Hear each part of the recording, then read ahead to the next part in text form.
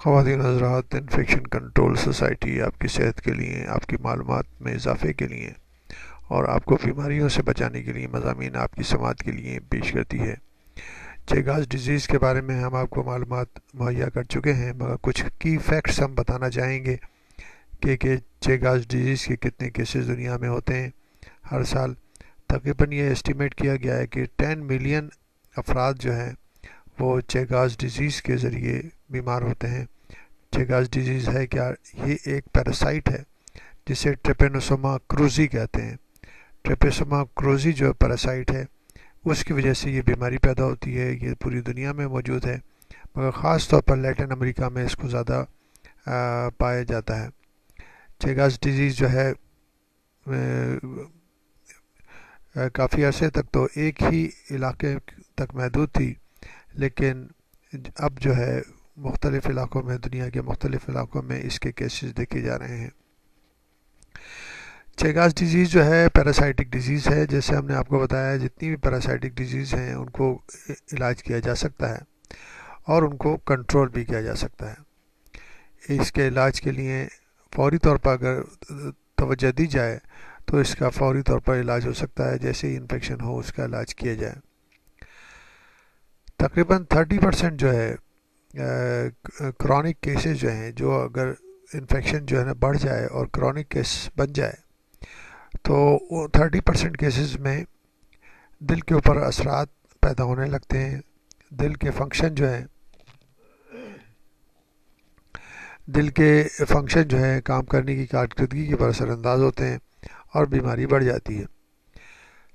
اسی طرح chronic cases میں جب چیگاز ڈیزیز کے مسائل بڑھ جائیں تو تقریباً 10% کیسز میں آنتوں کے مسائل یعنی کہ ہاضمے کے نظام میں خلل پڑ سکتا ہے، دماغی نظام میں، اعصابی نظام میں خلل پڑ سکتا ہے، اس کے مسائل پیدا ہو سکتے ہیں، اور اس کے علاوہ جو ہے کچھ مکسڈ آلٹریشن ہو سکتی ہے جو کہ پورے جسم کے اندر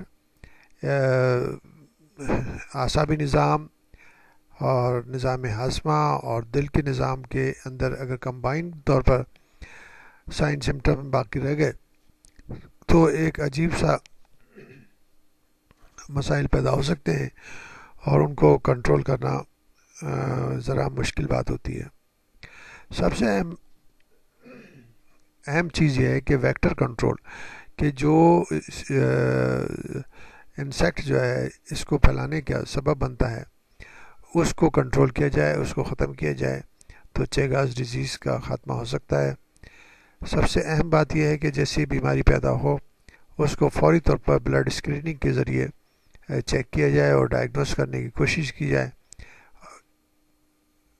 بلڈ اسکریننگ جو ہے وہ بہت اہمیت رکھتی ہے، کیونکہ اگر بلڈ کو چیک نہ کیا گیا اور بلڈ ٹرانسفیوژن سروسز میں بھی اگر یہ چیکنگ نہ ہوئی کہ پیراسائٹ موجود ہے یا نہیں ہے تو اس کے ذریعے بھی ٹرانسمیشن ہو سکتی ہے، بلڈ ٹرانسفیوژن کے ذریعے ٹرانسمیشن ہو سکتی ہے۔ مثال کے طور پر لیٹن امریکہ میں اگر کہیں بلڈ ڈونیشن سروس ہے اور لوگوں سے بلڈ کلیکٹ کرتی ہے تو انہیں چاہیے کہ وہ اس کو اسکرین کریں کہ اس کے پیراسائٹ بلڈ میں موجود تو نہیں ہے۔ جو ڈونیٹڈ بلڈ ہے، جو لوگوں سے کلیکٹ کیا گیا ہے، اگر وہ پیراسائٹ موجود ہوں گے تو جس کو بھی وہ بلڈ دیا جائے گا، ٹرانسفیوژن کیا جائے گا، وہ بھی چیگاز ڈیزیز کا مریض بن جائے گا۔ تو بہتر یہ ہے کہ اسکریننگ کے لیے جہاں پر یہ بیماری ہوتی ہے وہاں بلڈ ڈونیشن کی اسکریننگ کے لیے چیگاز ڈیزیز کی بھی اسکریننگ کرنا ضروری ہے۔